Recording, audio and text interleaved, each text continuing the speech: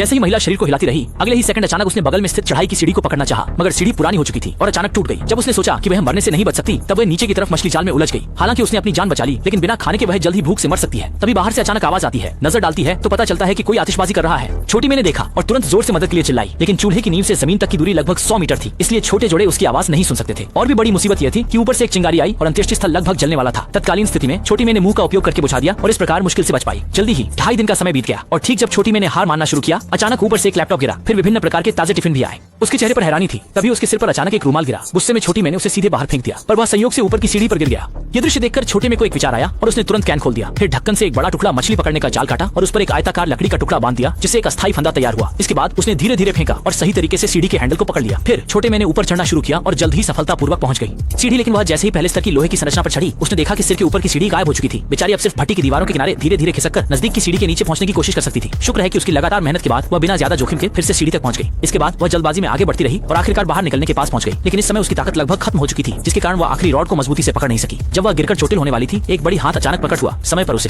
दरअसल जब से छोटी में लापता हुई थी, तब से उसके भाई और कुछ लोग दिन रात उसे ढूंढ रहे थे और सभी की ना हार मानने की भावना से आखिर में छोटे में को बचा लिया गया। अगले दिन छोटे में ने अपने पति की हत्या के सबूत सबके सामने लाए और उसका अंजाम यह होगा कि उसे सारी उम्र सिलाई मशीन चलानी पड़ेगी।